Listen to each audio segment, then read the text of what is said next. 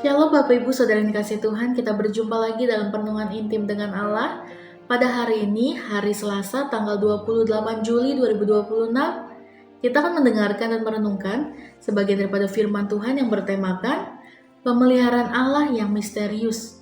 Sebelum kita membaca dan merenungkan firman pada hari ini, mari sama-sama kita berdoa terlebih dahulu. Bapa yang baik, terima kasih Tuhan Yesus untuk perenungan pada hari ini ya Bapa. Biarlah firman-Mu yang dapat menjadi rema bagi setiap kami ya Bapa. Kami mau membuka hati dan pikiran kami untuk menerima lawatan-Mu. Biarlah firman-Mu menjadi pelita bagi kaki kami dan terang bagi jalan kami. Terima kasih ya Bapa, dalam nama Tuhan Yesus. Haleluya. Amin. Sebelum kita memulai untuk merenungkan firman pada hari ini, saya harap Bapak Ibu Saudara-saudari menyempatkan waktu untuk membaca beberapa ayat yang saya sebutkan. Yang pertama terdapat dalam Kisah Para Rasul pasal 27 ayat yang ketiga, lalu dalam Kejadian 45 ayat 4 sampai 15, dilanjut kepada Mazmur pasal 37 sampai 39 dan Kisah Para Rasul pasal 17 ayat 16 sampai 34. Bapak Ibu, sempatkan waktu untuk membaca beberapa ayat tersebut. Pada perenungan hari ini, ayat emasnya yang terambil dalam Kisah Para Rasul pasal 27 ayat 23, saya akan membacakannya. Demikian firman Tuhan. Pada keesokan harinya kami singgah di Sidon. Yulius memperlakukan Paulus dengan ramah dan memperbolehkannya mengunjungi sahabat-sahabatnya, supaya mereka melengkapkan keperluannya. Seringkali manusia mengharapkan Allah bekerja dengan cara yang mudah dipahami, seperti ketika berbuat baik, hidup menjadi lancar, ketika berdoa, jawaban segera datang, ketika melayani, semua berjalan tanpa hambatan. Namun kenyataannya, Allah kerap bekerja melalui jalan yang tidak terduga. Apa yang tampak sebagai kegagalan, penderitaan, bahkan penganiayaan, justru dipakainya untuk menggenapi rencananya yang jauh lebih besar. Pemeliharaan Allah sering bersifat misterius, bukan karena Allah ingin membingungkan umatnya, tetapi karena hikmatnya melampaui pemahaman manusia. Kita baru dapat melihat benang merah karyanya ketika menoleh ke belakang. Salah satu contoh menarik terdapat dalam Kisah Para Rasul pasal 27 ayat yang ketiga. Ketika Paulus sedang dibawa sebagai tahanan menuju Roma, kapal yang ditumpanginya singgah di Sidon. Di sana disebutkan bahwa Yulius memperbolehkan Paulus mengunjungi sahabat-sahabatnya untuk menerima bantuan. Pertanyaannya, bagaimana mungkin sudah ada komunitas orang percaya di Sidon? Alkitab memang tidak menjelaskan secara langsung asal mula jemaat di kota itu. Namun, jika melihat peristiwa dalam Kisah Para Rasul 8 ayat 1 sampai yang keempat, setelah penganiayaan besar yang dipimpin oleh Saulus terhadap jemaat di Yerusalem, orang-orang percaya tercerai-berai ke berbagai daerah sambil memberitakan Injil. Sangat mungkin sebagian dari mereka akhirnya tiba di Sidon dan membentuk komunitas orang percaya di sana. Apa yang dahulu tampak sebagai tragedi ternyata menjadi sarana penyebaran Injil. Lebih mengagumkan lagi, Saulus yang dahulu menganiaya jemaat kemudian diubahkan Allah menjadi Paulus, rasul yang kini justru dikuatkan oleh jemaat yang kemungkinan lahir akibat dari penganiayaan yang pernah ia lakukan. Inilah pemeliharaan Allah yang bekerja dengan cara yang misterius. Yang pertama, Allah dapat memakai penderitaan untuk menggenapi rencananya. Terdapat dalam Kisah Para Rasul pasal 8 ayat 1 sampai 4 dan Roma 8 ayat 28. Penganiayaan yang terjadi di Yerusalem tentu bukan pengalaman yang diinginkan oleh jemaat mula-mula.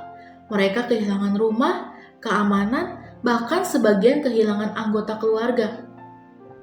Namun justru melalui peristiwa itu Injil keluar dari Yerusalem dan menjangkau daerah-daerah lain. Dari sudut pandang manusia, penganiayaan adalah kekalahan.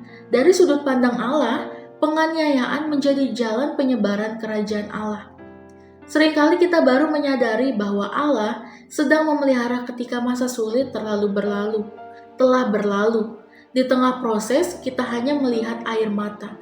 Namun Allah melihat panen jiwa yang sedang dipersiapkan.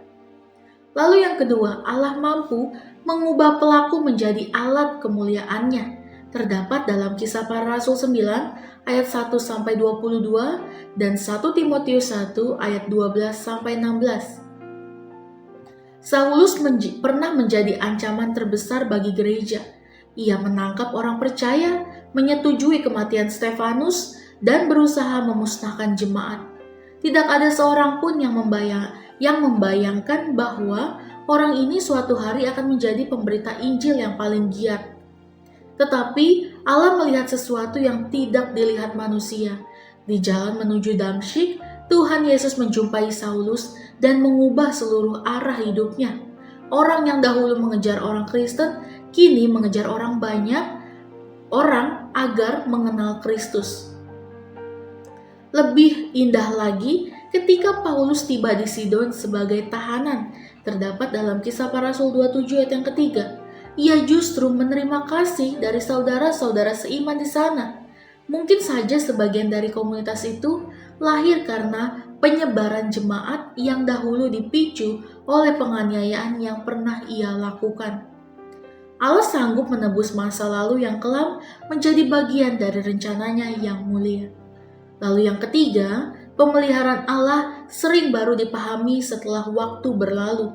Terdapat dalam Kisah Para Rasul 45 ayat 4-15 dan Kejadian 50 ayat 20. Pengalaman Yusuf memberikan pelajaran yang sama. Ia dijual oleh saudara-saudaranya, difitnah, dipenjara, dan mengalami berbagai ketidakadilan.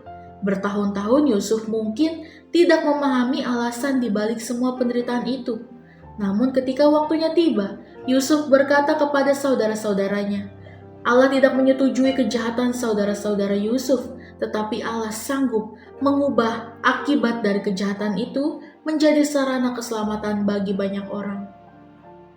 Prinsip yang sama tampak dalam kehidupan Paulus. Allah tidak mengkehendaki penganiayaan terhadap gereja, tetapi Ia berdaulat sehingga penganiayaan itu justru mempercepat penyebaran Injil.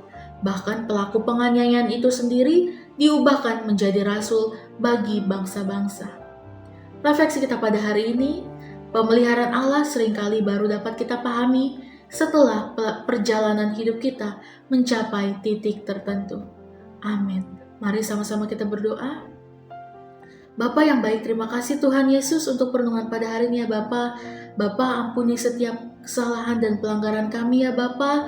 Kami tahu Engkau memelihara hidup kami ya Bapa. Walaupun setiap apapun yang kami lakukan itu akan mengubahkan kami di kemudian hari ya Bapa.